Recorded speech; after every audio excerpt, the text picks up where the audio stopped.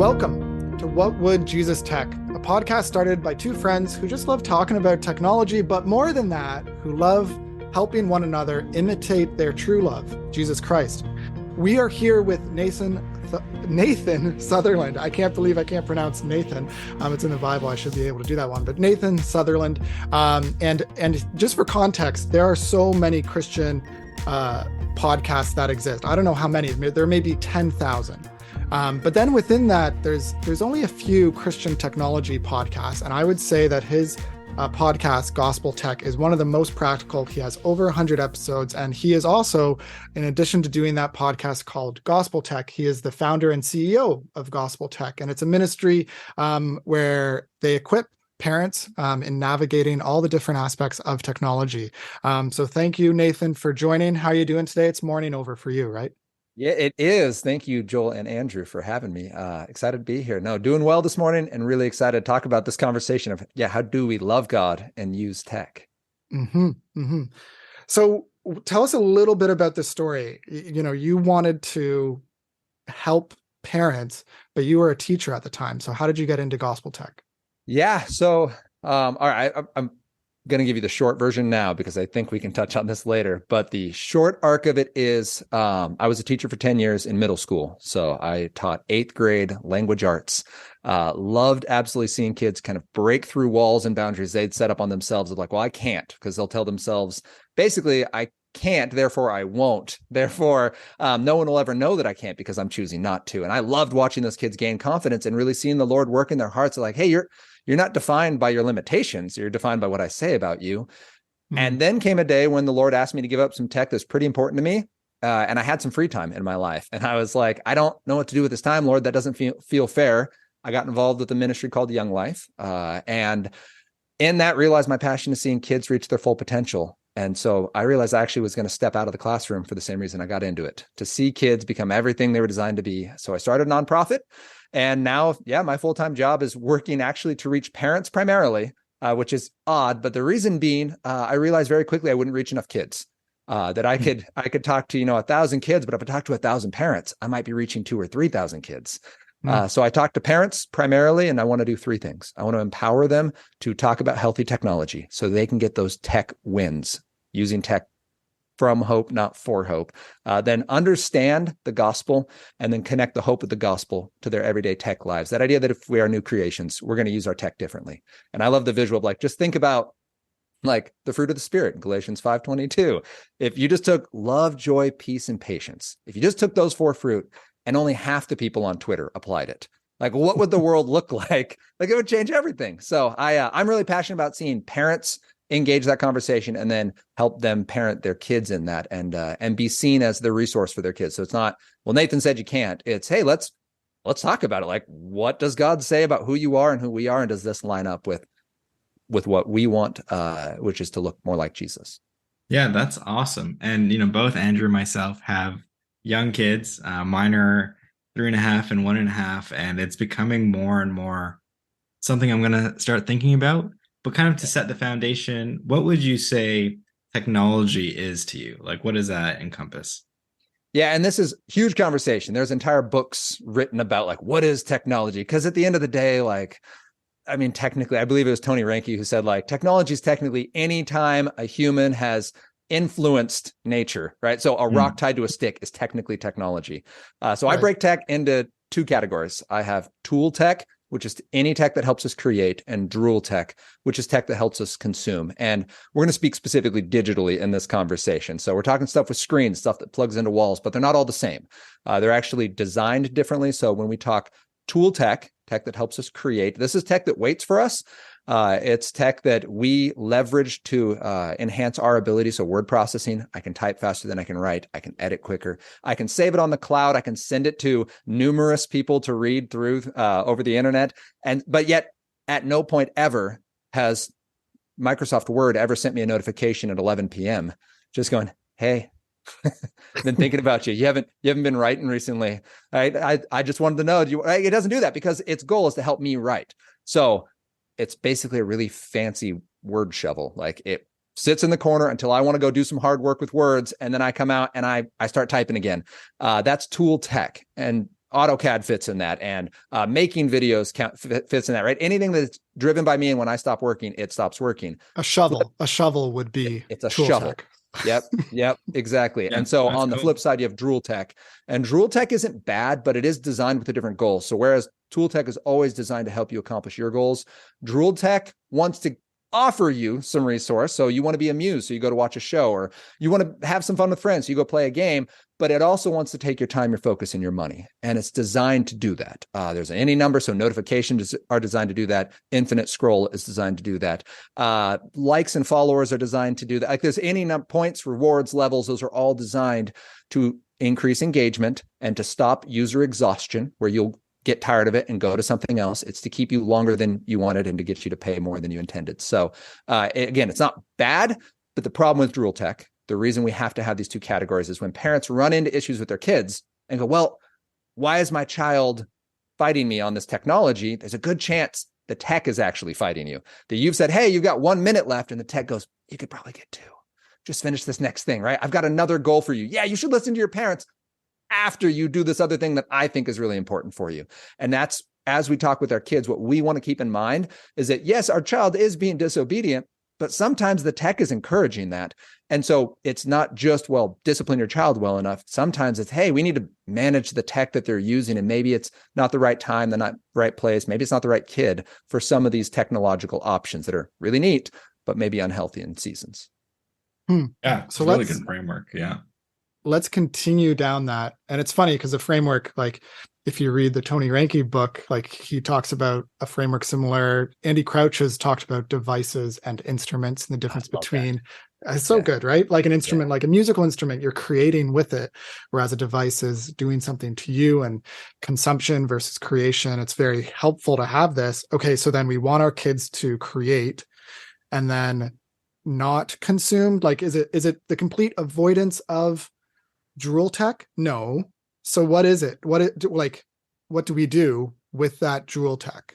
Yeah, I mean, I think first we need to understand what it is, and the second is understand how it works. So I think that's where a little bit of, and I won't too deep dive today, but the idea that this is basic behavioral psychology. I mean, when we talk about operant conditioning, so it starts in the 1940s with the Hebbian theory of learning, that neurons that fire together wire together. And this idea by Dr. Donald Hebb that that if you do something repeatedly, you get good at it, for better or worse. Like, it's just your neurons do adjust your behavior, which was mind-blowing because behavioralism was running psychology at the time. And now in 2023, we now understand true behavioralism is a myth. We're not biological machines that can only do what our DNA says. In fact, we can impact our epigenetics. We can turn on and off signals in our DNA strands based on our behavior. We can mold the shape of our brain based on our choices. And that's good sometimes. We can fight against things that, Norman Doidge's book talks about, it's The Brain That Changes Itself, talks about basically lots of different situations, good and bad, where people adjust their brain. In one case, a woman loses her inner ear. So the physical thing that helps us balance is fried on her, and they use her tongue to retrain her how to balance. That's not a thing that happens, by the way. But her tongue, so the basic premise is they put a retainer in her mouth that stipples. So when she looks down, it like stipples the front of her tongue and like taps the back of her tongue. If she goes left, the left side. And effectively, over the course of several months and then into a year, she regains her sense of balance by training her tongue how to know where her brain is. That's how sensitive our tongues are, and her brain is able to adapt to that as a balancing thing. So she goes from completely incapable of living independently and loses her job and can't drive to independent living again. On the flip side, so that's from repeated training, your brain can adapt to it. Flip side, he talks about sexual addiction and pornography and what that does to a brain through repeated exposure and feeding this monster of desire. And he's not a Christian, but he's like, this isn't good. But you got here not from a single time of seeing pornography, but from repeated training. So Norman Doidge addresses this. Charles Schwab and Schwab. It's not Schwab. It's Schwab. But The Mind and the Brain talks about, he uses kind of the concept, I believe, is a Buddhist one, but mental force. And what he's trying to address is this concept of neuroplasticity, this idea that even people with OCD, which is one of his main things he talks about, is in working with people who are processing OCD, that you can actually train your brain into a healthy space to understand where your OCD is and how to engage it. We don't simply He uses example. One guy was constantly worried that he had hit someone while driving. Every bump in the road, he was sure. And so he'd drive for hours and his compulsion would not let him get anywhere. And so the one doctor had been like, well, just remove the mirror so he can't see what's behind him anymore. And they're like, that doesn't fix this man's problem at all. Like, you just made him unsafe. He needs the mirror. Yeah. Like, the mirror is a safety device. And so talking about, no, like, we can actually train him through repeated practice. We can train his brain to recognize the OCD and to process it, to hold it and say, hey, I know what this thought is, and now I'm going to treat it that way. The reason we talk about this in terms of operant conditioning is because, as Nir Eyal talks about in his book, Hooked, Drool tech is designed to give you a trigger, something like a notification or even your boredom, to drive you to an action, which then gets you some kind of randomized feedback. It might be a loot drop in a video game, or it might be social media feedback or a like button, which then gives you investment in that action so that the next time you get that trigger, you get bored or you get a notification, you're more likely to repeat the behavior.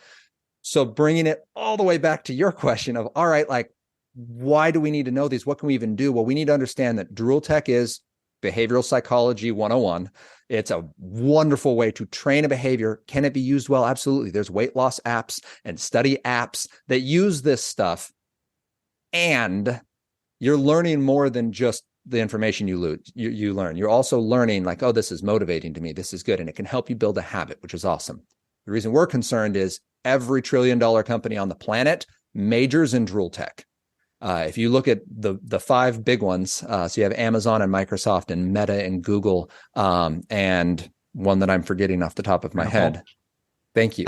Yeah. Thank you. All of them are Drool tech and rapid areas of growth. I would say Apple probably has the cleanest slate on that. They're still very hardware focused, but they're the ones providing the smartphone. Conversation for another time. But all five of them are Drool tech focused. There's a major financial incentive to develop technology that is basically unfair in the way it's programmed, which makes it then unsafe for young brains. That's part A of our answer. Part B, what do I do with it then as a parent that loves my kid? There's tool and Drool tech. I have to know if it's even a problem. So I made an acronym called a RESET.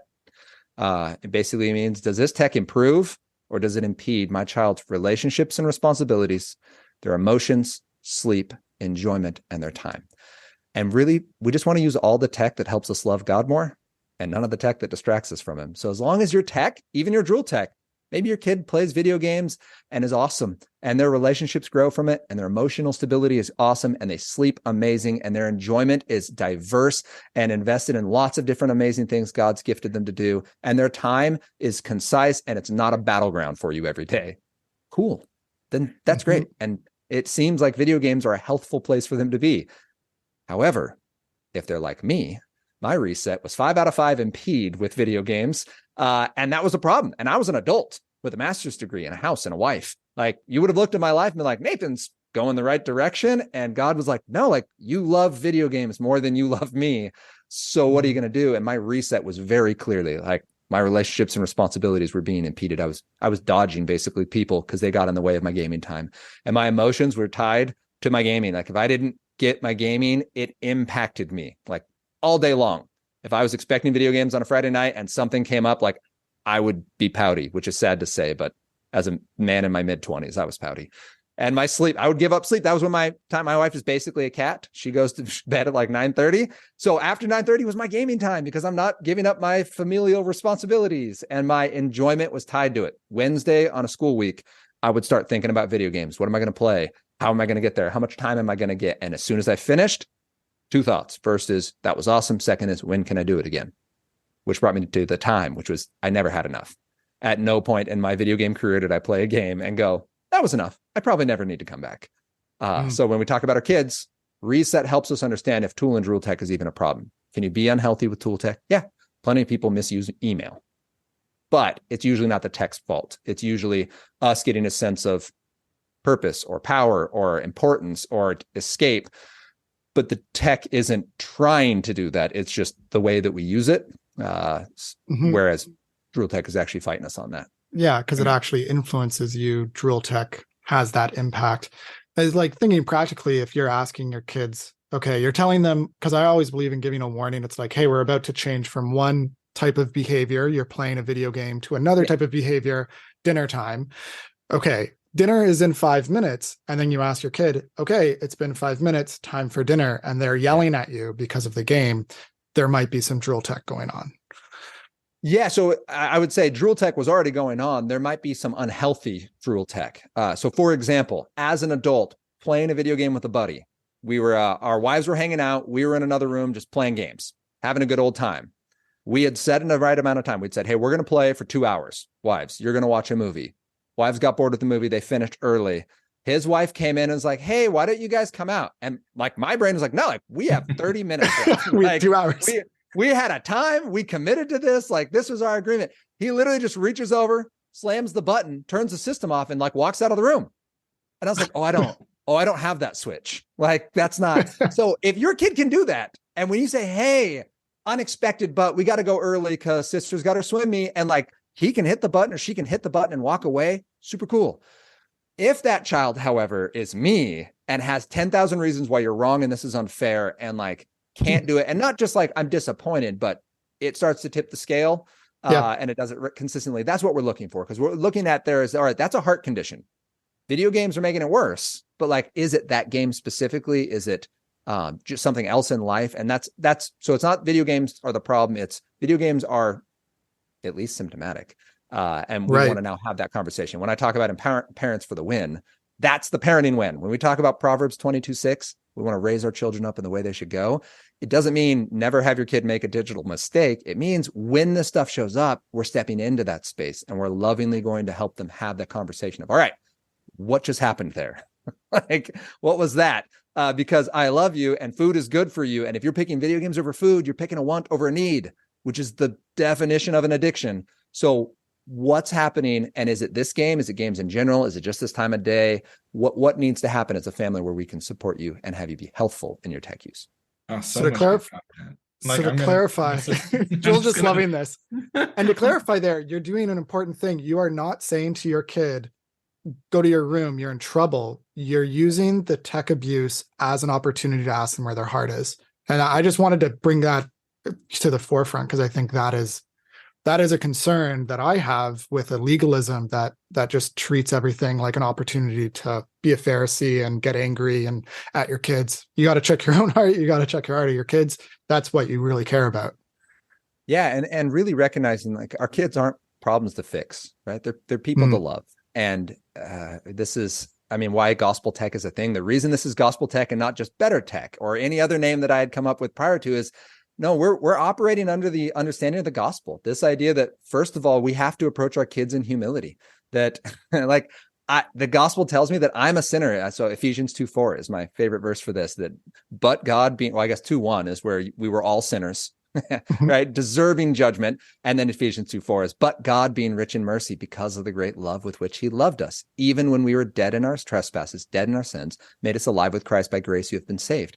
And that picture of like, all right, if I've been saved by grace, like my kid is also a sinner in need of a savior. So I don't just go, well, why would you do that? Like, why can't you be more like me? The problem is they are like me and I want them to be more like Jesus. And so in that humility, then we can step into that space and recognize like, all right, you did make a mistake. This was incorrect. Maybe tech was part of the problem. Maybe tech is just a symptom of something else going on in your life. And like, it's tangential. It's a distraction from the real conversation. Maybe you are being bullied or you are a bully. Maybe you've experienced trauma or something terrible online and you don't know how to talk about it. Maybe you're just stressed out or depressed or anxious or struggling at school or a friend was mean. Like anything could have happened in life and you run to tech as your outlet. And that's what I want to know. Is tech the cause or is tech, as I call this the pebble or the blister, right? Is this the pebble that I just need to remove from your shoe because it hurts? Or do you have a blister because of some other rub? And I need to get into your life and realize what's going on, just like Jesus got into my life, right? That he set aside his right to godhood and took on flesh so that he could pay the price that I deserve and be raised to new life that I might live with him. Yeah, wow. That's awesome. So thinking now, not just about the Drool tech, but the tool tech, how do we do that as parents, you know? And I know Joel and I were talking before you jumped on about like, you know, Nathan says you don't really need to give your kids a computer until they're 10. And Joel was like, Joel is trying to teach his very, very young kids how to code as best he can, right? Like he's super into it, right? So should we try to help them understand technology, use technology, or is it something that comes later in life? How should parents prioritize tool tech with their kids? Yeah, I think as long as it's tool tech, give it to them. Give them tool tech. The problem is almost every piece of tool tech we have is deeply embedded with Drool tech. Smartphones being the best example. So I would say, I'm even going to make a hotter take. Your kid doesn't need a smartphone until 15. And I would say 15 only if they're asking. And I would say I know of exactly 0 kids who go to college and go on benders with social media and lose their minds. Most kids right now are going to college, realizing smartphones don't support their goals. And we actually see a big push for effectively a dumb phone. Or I've been told that in the tech world, they're called feature phones, but come on, no one knows what that means. We all know what a dumb phone is. Totally. But right, it has GPS, it has your ability to text and take pictures and do all that, but it doesn't have, I mean, these are app delivery systems and they are intended to distract you. So I would say we have yet a perfect example of where I'm headed with this is when it comes to computers and our kids, look at educational devices. I don't know if the schools near you have one-to-one devices, but in my district, when I was still teaching, we rolled out one-to-one. So 12,000 kids in my district got one-to-one devices. They got laptops. And these were Microsoft purchased laptops. They were PCs, very high quality, excellent devices. But I'm teaching a unit in January. I taught a really depressing narrative unit where we were studying mood and plot. And so we read To Build a Fire by Jack London, and we read The Little Matchstick Girl, and we read, Telltale Heart by Edgar Allan Poe. And this basically everybody dies in these stories. Sometimes they freeze to death. Sometimes, they're murdered by their neighbor, but all of them die. Really depressing unit for 8th graders. So you could imagine that when I'm asking them to read this in a shared file on that school issued laptop, they may struggle when a notification pops down delivered by the computer during school hours that says, did you know this device has Minecraft? I go, okay, but I get that you paid $1 billion for this game, but you're delivering that to a child who's supposed to be reading, and they're reading through this device because this was an educational device. Well, that computer is actively fighting focus. And at one point, it made it 4 months. I talked to the district beforehand. I was like, hey, I don't think this is a good idea. I was told I sound very 2007 at the time. Within 4 months, the district unilaterally uninstalled Minecraft because a teacher had started sending around a picture from the back of their room, and it's 33 students, 25 of whom all have Minecraft up on their screen. And the teacher didn't say, please, everyone, would you pull out Minecraft and play? But the ability to distract. So when it comes to our kids using tech, we basically need to make sure we're giving them Drool tech or tool tech. So 3D printer, that's going to be tool tech. You can't access the internet through that. There's no apps to use on that. If your kid wants to learn Scratch or Python or, C++, any coding, that's awesome. But that's generally going to be on a device that involves some form of Drool tech. So then you ask, all right, how do we protect from the Drool tech? How do we manage that? And that's the process I call building a hedge. It's a different conversation. But I think give our children as much tool tech as we can, help them understand the tech world. That is the way they're going to be engaging the planet. So I think it's really powerful and really positive. I do think we also need to go eyes open, though, when we send them online and we want them to be good coders and we want them to be knowledgeable. The internet is still pretty much the Wild West. So at this point, it's the same conversation I have with parents who go, well, my kid has to be on social media because that's where their friends are. There's a fear of getting bullied. There's that's what some people, it's a problem that you might deal with is a child who's sad about their lack of being online, right? Yeah. So let me wrap up Joel's thought. So computer, yes, just know that we have no educational platforms. We don't have a tool tech platform yet. There is no device that only provides you a research library like a JSTOR and a PubMed. It only provides you Word or Pages or Google Doc. It only provides you Excel or numbers. It only provides you AutoCAD and iMovie, and it only provides you stuff for creating, even video game making software. It only comes with the Unreal Engine tied into. There is no program for that. The closest you get is a Raspberry Pi, and that thing is the absolute Wild West of the internet. It's unfettered internet access. And so, unfortunately, everything we have for tool tech access comes with Drool tech unless you're using a typewriter. It just does. So at that point, you want to build a hedge and you're building intentional boundaries so that you're making good decisions easier to make, bad decisions harder to make. I believe at some point companies will see the benefit of a tool tech platform, a platform that only delivers learning and knowledge, and that it'll be the dumb phone of the learning platform. I think there will be a massive demand for it as the mental health side of social media and the invasiveness of this technology comes to where they're like, hey, like we have the research that shows social media doesn't help you learn. Like if you're on social media while you're learning, you don't have full attention. We see the brain drain in that. We see the impact on scores. We see the impact on mental health. Actually, Gene Twenge and Jonathan Haidt have a 250-page Google Doc right now that they're running just on social media and the impact on mental health. 3 in 5 girls in 2021 had prolonged depression or sadness. 1 in 3 boys. So 3 in 5 is nuts, but 1 in 3 boys, like you're talking about something that's impacting 33% of your youth, and that's the low end. So why do we care about that number? Well, they're making the connection in those 250 pages to social media and the rise and implementation of social media and the marketing of it to young people, and how it's basically irresponsible. When we finally figure that out, tool tech platforms are going to be amazing. Your kids are going to learn how to code and how to create and how to think and how to expand on their big questions without getting rabbit holed by what's now going to be AI, having a conversation with them that's trying to redirect their attention beyond what they went there for. AI can be amazing as long as we fetter it to our goals of like, all right, AI, help me do this goal. Super cool. It's going to absolutely change the way the planet works. And it's going to try to be, I want to say it was Snapchat already released a beta version of a relational AI where you don't have a friend, so like chat with this thing. And it's wild. And it pops up in the tab. So like they see it talks to the AI, and then there's a back and forth. And there's the creators of The Social Dilemma used it and tested it. And they found that it would actually say to a minor, if the minor asked, hey, I want to have sex this weekend, then it would actually respond like, what would I do to make it more special? And the AI would respond back, here, use some candles. Like it's pretty scary things because it's not restricted. Anyways. Yeah. So that being said, we don't currently have this distinction of tool and Drool tech. We don't currently have it. So yes, Joel. Yeah. No, I think it's great. And it's really insightful for me and like maybe other creators listening to this on like, well, if we were to create this, tool only device, the problem you kind of mentioned with like Fang is that they're all incentivized to make money, and Drool obviously is a way to make money.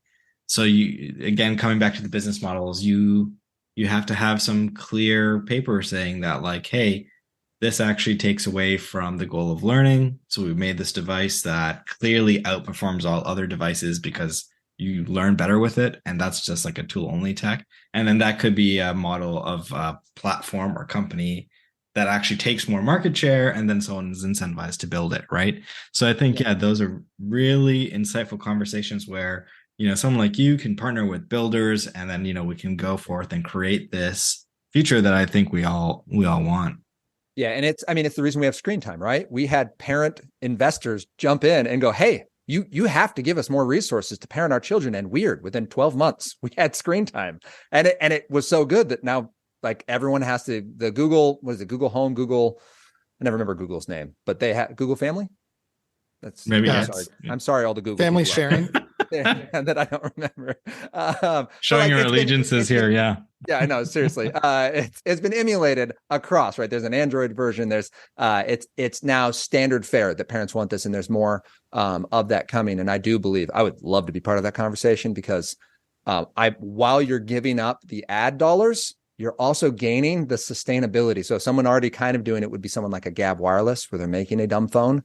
They're doing a nice job of it. And just the demand for that product, I believe there's enough add-on value where you could make it financially reasonable. I do believe you lose some of your top end. Like any product that's addictive, you lose some of your top end. Yeah, you pull nicotine out of a product, people may not like it as much. Like you pull cocaine out of Coca-Cola, it may not sell as well, but you're gaining the longevity and you're gaining the ability to go in front of a group and say, yes, we are actually what we say we are. We're not tool tech on the outside, but really our underbelly and our girdings are Drool tech. I mean, some of these companies who are absolutely imploding right now. Why? Well, because some rules got passed and some companies made some decisions that cut off their ad revenue. How? They allowed people to not be the product anymore. And it absolutely collapsed, right? I mean, this is what, I'm going to forget his name. NYU professor, wrote the 4. Not Galloway.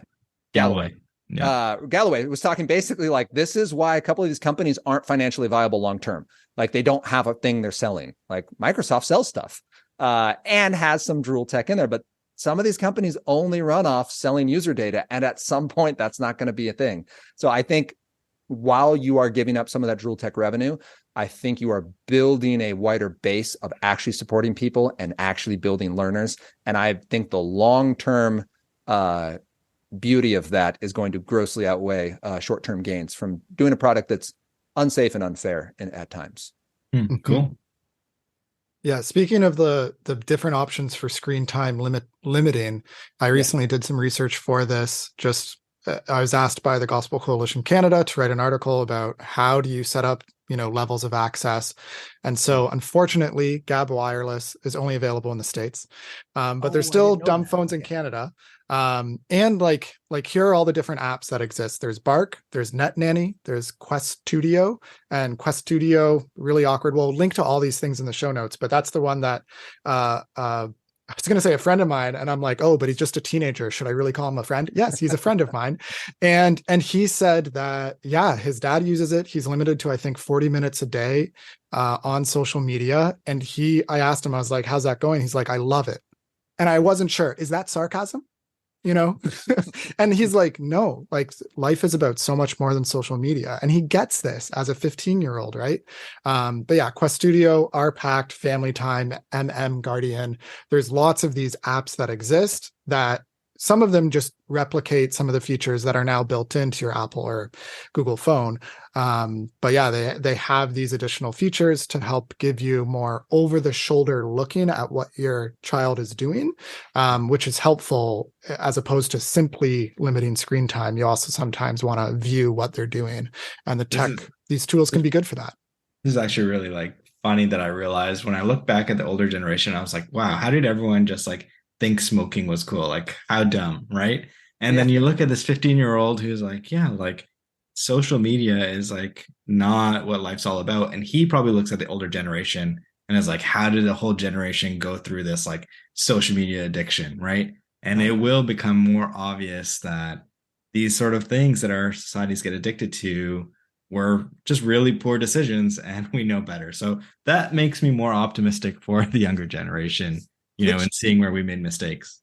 Yeah, I would just like to piggyback on that, because a lot of parents man, this generation, they're going to just be totally toast because they generally see well, because I struggle with this, my kid obviously is going to. And that's not the case. A lot of young people are like, man, I see what this does to my parents. I see what this is doing to the world around me. And yeah, I'm going to use it. I'm going to use social media, but I don't want to use this. Why are these extra hooks here? Why are you building it this way? This clearly wasn't designed with me in mind. You're using this to manipulate me and to manipulate us. And we don't like that. And so right now, kids, there is a really cool push to see better product design and to see it actually be made. Now, the argument of well, how are we supposed to make money? Sure. I'm sure what Big Tobacco argued. Right. Exactly. Well, how are we supposed 100%. to make revenue? And I understand the idea. We do want to make sure that people who are working hard are getting paid for their good work. I don't think we have to give that up. And I think these young people are going to be the ones to start finding creative new ways of making revenue and of making products that are helpful and that are more tool tech, that provide us more opportunities at joy and connection and really fulfill, as you mentioned before, Andy Crouch's book, his most recent one, The Life We're Looking For. He talks about how we need to hold Steve Jobs to his word, that we still are looking for that bicycle for our brains. We don't have it yet. We don't have that thing that helps us come away more present and more joyful and more, more alive and aware and connected. Generally, when we jump on this technology, we're leaving part of us there. And so, the parental. So back to your comment, Andrew, on the parental support. Those are all important parts of what I call building a hedge. Can I go on a dive here? Is this all right? Go the hedge. Right, so yeah, because it starts with because people hear build a hedge, yeah, that's what I wanted. I want to know how to protect my kid. And I need to take a half step back and be all right, we need to make sure that you've actually assessed the tech you're providing. When parents go, well, how do I make my smartphone safe? I'm like, well, let's check. I was a wrestling coach for basically the decade I was in middle school. And the best way to not get pinned is to not get in that position. Don't end up on your back. That's how you don't get pinned. Sometimes once you're on your back, you're kind of toast, buddy. Like that's just too tight. And like, you're not getting out. And so with smartphones, like, how do I make sure the smartphone is safe? Like, well, sometimes the best answer is you're not going to have a smartphone. So there's really 3 steps. Yeah. The first thing we're going to make sure when we talk about our technology is first, we're going to make sure that it's safe. And by that, I really mean like, does it have the internet? Does it have apps? Can it be held accountable? Like just in those 3, when you look at it, like if it has the internet, like, all right, it's going to have the Wild West out there. If it has apps, it's going to be delivering distraction. That'll answer, by the way, if it has Tool or Drool tech. For the most part, if there's apps, there's Drool tech. And then is it accountable, meaning like, can I see what's happening? So if your child is playing Roblox, there's no program that I know of right now that can see the conversations that happen in Roblox. So we just need to know that. It doesn't mean don't use it. It just means like, all right, this part of it is unsafe. We understand these conversations that can be had on Roblox will be unsafe. So what are we doing to make sure that it is safe? Like, we know it. It's a known danger. We all take known dangers, right? I'm not saying never take a risk. I ride a bike on the roads. I also have a really cool tail light that tells me when a car is coming. Like, I take that precaution because I would like to be as safe as possible while doing something I love. It's not super safe. It's much safer to ride in a garage, but I really get a lot of joy from it. It's really valuable for me, mental health wise and physical health wise. So I take that risk. That's the first thing we do is, all right, is that a good decision? Second is we look at, all right, does it fit a family standard, which in this conversation is a biblical standard. I love using Philippians 4:8. We go, all right, with this technology, be it a phone or music or a show or video game or even the news apps we're using, like, look at Philippians 4:8. Finally, brothers, whatever is true, whatever is honorable, whatever is just, whatever is pure, whatever is lovely, whatever is commendable, if there is any excellence, if there's anything worthy of praise, think about these things. We go, all right, we know it's safe, or we know it's not, and we're taking precautions. But does this technology, whether it's safe or not, does it line up with a biblical standard for what we should be setting our minds on? Romans 8:5 tells us that we should set our minds on the things of the spirit, not the things of the flesh, that there's a intentional focusing of our minds on stuff. And this is the standard of the stuff. So is it true, honorable, just, pure? It's a pretty clear standard. Child of mine, you want to play this game, you want to use this app, like, let's look, does it fit this? And the third and final one is simply, is this a good fit for my child, right? My child is uniquely wired. So when I've got 3 kids, 9, 7, 4, basically going to be 4 in a week. And they're all uniquely wired. Owen, my 9-year-old, is focused and determined and empathetic. He is very caring and gracious and kind. And so like, this is the kid who has kept a calendar since he was 4 years old. Like he writes down things and he reminds me of when stuff is coming. And like, he's very organized and focused. Whereas Henry, the 7-year-old, couldn't be a more different person. Henry's the most present person you've ever met. He does not have a plan. He does not have a calendar. He walked in the house the other day with 1 shoe on. I go, buddy, where's your other shoe? And he just looked down. It's like, I don't know.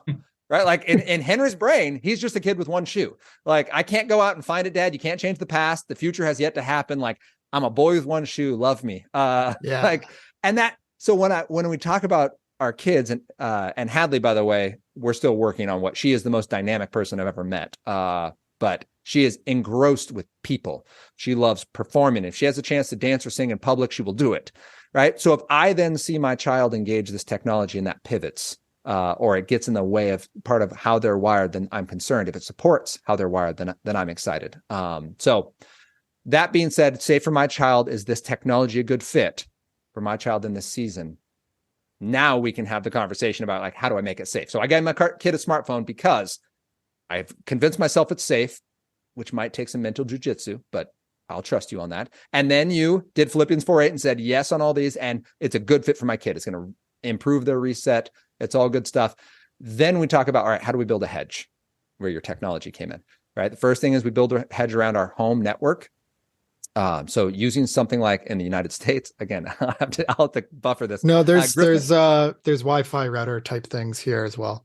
Okay. So Griffin router is one in the US, and the Bark Home are 2 that are solid. So Griffin is actually the router system. So it does everything from private network encryption, but also to limiting, like I have it at my house. So like during the day, you can't get on certain websites.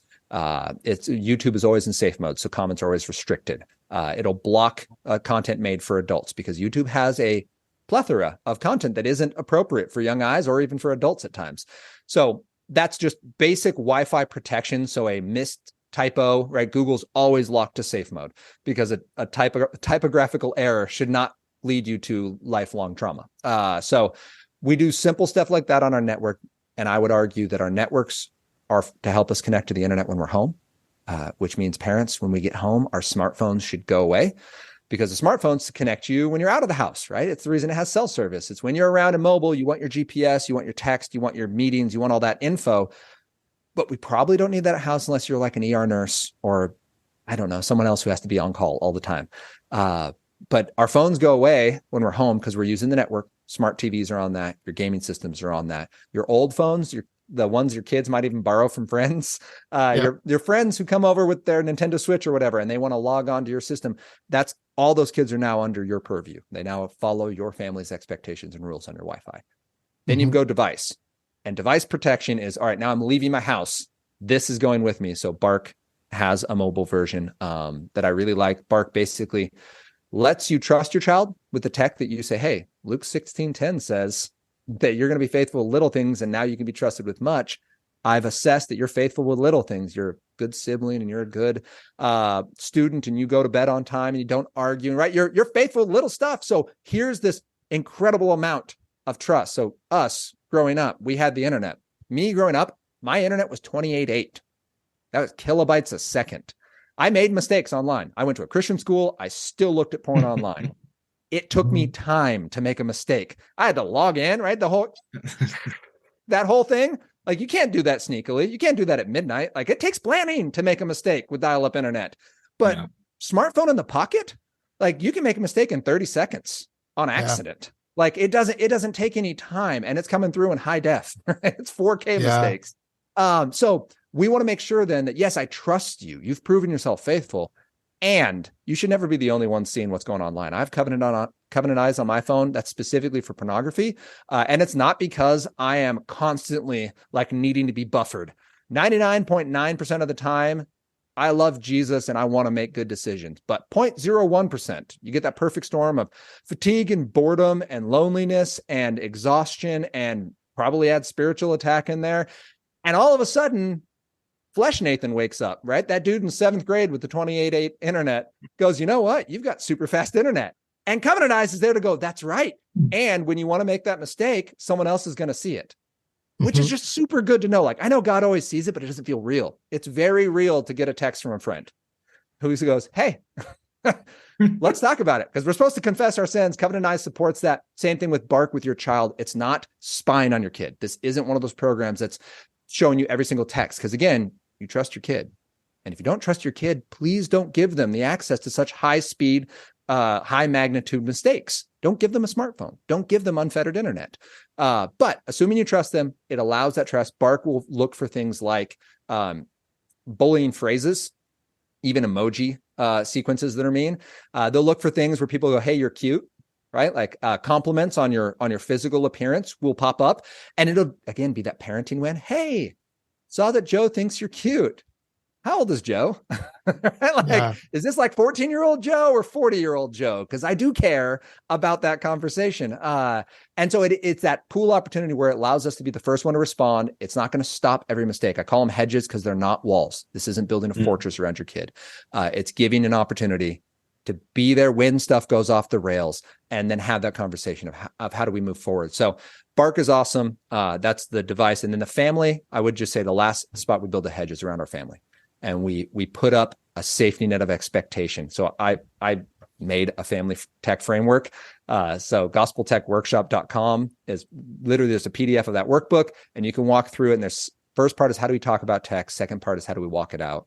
And it's 6 areas. It's family expectations and content and safety and time and priorities. And I'm forgetting the 6th one, but I want to say it's location. But the 6th of them, to make a family framework. You might already have one. That's cool. Just make sure you have a hedge around your network, around your devices, around your family, because at that point, then you now have a common conversation. It's no longer you constantly trying to police your kid or make sure they don't mistakes. And when mistakes are made, it's not, man, you made me mad and I'm doing this to get back at you. It's, hey, like, yeah, of course. Like, I'm mad when bad stuff happens to a child I love. God is constantly angry and constantly gracious. Like wrath is a thing with God. It's a reason Jesus had to come if wrath wasn't a thing. So we can be mad when our kids make mistakes, and we can be mad when our kids get hurt online. But we don't teach them a lesson with our anger. We allow our anger to motivate change. Yeah, I'm going to make a hard call. Smartphone's going away. It's going to stink for a while. But this anger inside of me that I don't want to see this happen again is what's going to motivate this loving action. So parents know it's okay to get mad. It's not okay to just ground your kid for a year and think that somehow you've taught them a lesson. All you taught them what to do was be sneaky. And as Chris McKenna of Protect Young Eyes says, you made them internet ninjas, and you don't want internet ninjas. They're way smarter than you. They'll get around stuff. Kids that want to make mistakes will make mistakes. So this isn't making your kid mistake proof. It's making them mistake resilient, and it's teaching them how to repent well and how to love them well in that. Yeah, really good quality practical advice, Nathan. I'm saving this one. Okay, good. Well, and I'm sorry. I know I went through the whole make sure it's safe first, but I don't want to start with the hedges because sometimes we're trying to build a hedge around something that's inherently unsafe. So I wanted to start with that. So thanks for letting me say all the words. No, it's important. It's functionally what you want to do as a parent. You want to protect your kids. Parents who love set boundaries. I'll say it that way, right? And set hedges and protect.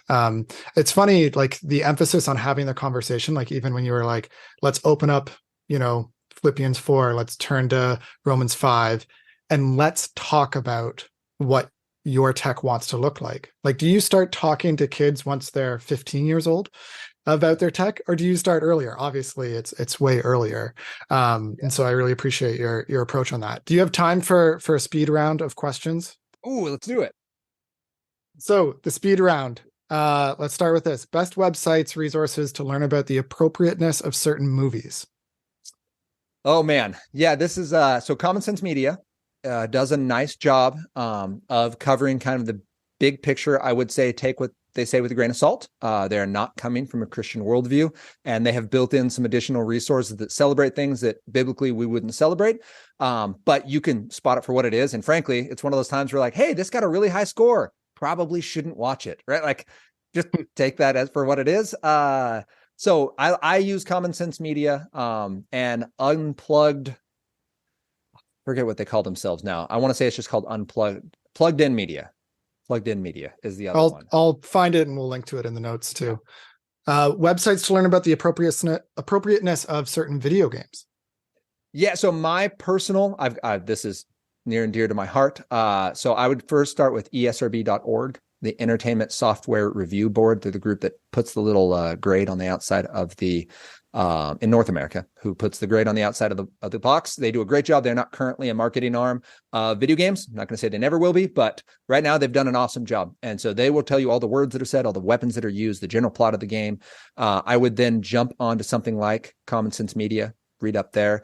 I personally really like going to Twitch or YouTube and just looking up the game title. Yeah. So if I want to see Mario Odyssey, I'd put Mario Odyssey gameplay and just watch 3 minutes of what's happening. Fortnite gameplay, Last of Us gameplay, right? Just watch it and see what pops up on a general search, so that you can be informed about the rate of play, the content of it.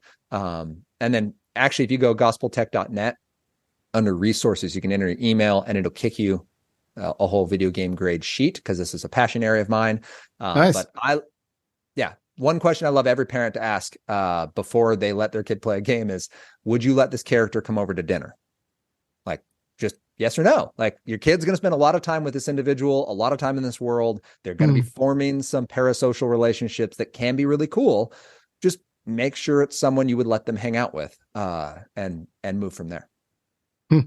Very good. What's your favorite Bible verse to use to talk about parenting and tech?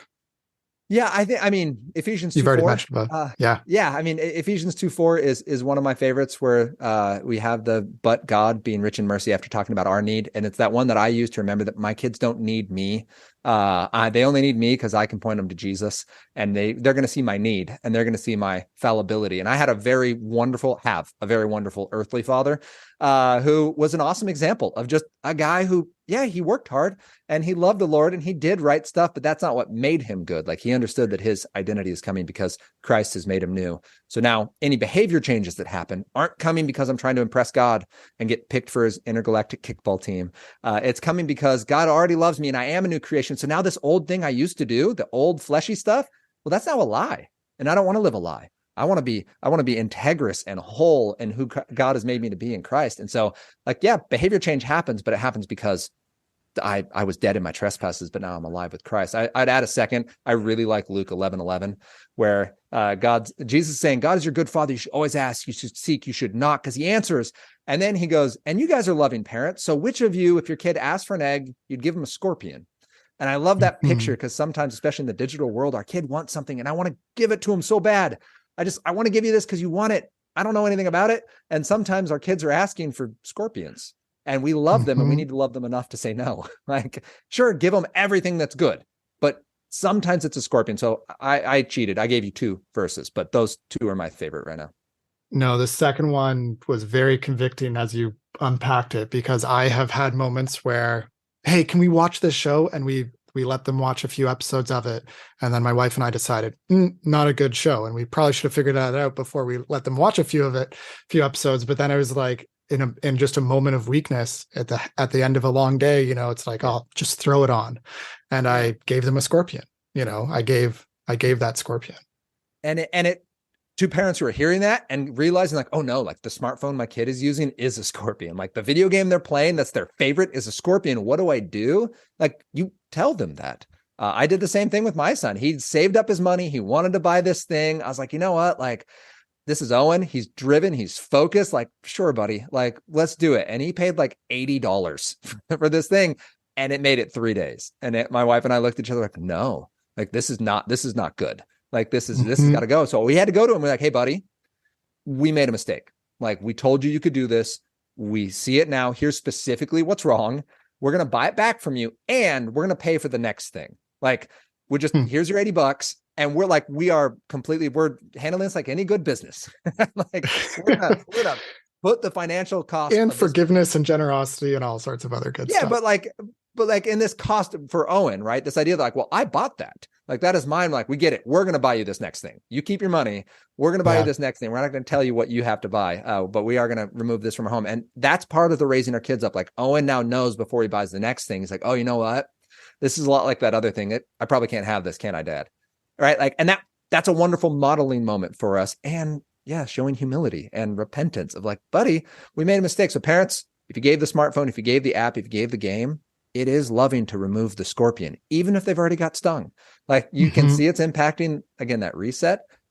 Remove it and lovingly have that conversation of why that is. It doesn't mean they'll like it. It doesn't mean like, well, thank you, mother and father, but it means it's intentional. And we're not doing it just out of fear. I do want to say that sometimes we just don't understand tech. We're basing this off of, no, like, is this improving? Are you more present with this technology? Or are you kind of wilting on the vine because you're connecting your hope to something other than Christ? Well, that's a good word to end on. I so appreciate your ministry, Nathan, and what you're doing for parents like me, giving us a framework to use and good questions to reflect on, and not a rule-based approach, but a approach that does set limits, sets up hedges, sets up guidance, and most of all is motivated by love, out of our love from God and the gospel and our love to our kids. So thanks so much for all your insights. And listeners, please check out his podcast. It's worth your time. You heard only a glimpse of what he has to say. You can hear his energy. You can hear his passion. He is one of the few solo podcast hosts that can actually like get you all the way through. Like, some podcasts, you need that conversation. He's just by himself, and he's just got some good reflections. So thank you, Nathan, and thank you, listeners, as well, for listening to What Would Jesus Tech. Thank you for having me. Excited to be here. And parents, check out Gospel Tech, the podcast, or gospeltech.net, because I do want to help empower you to get those tech wins so we can all raise kids who love God and use tech. Awesome. Yeah. So thank you for listening to What Would Jesus Tech, trying to help you use tech, find rest, and glorify God. Thanks, everybody. Bye now.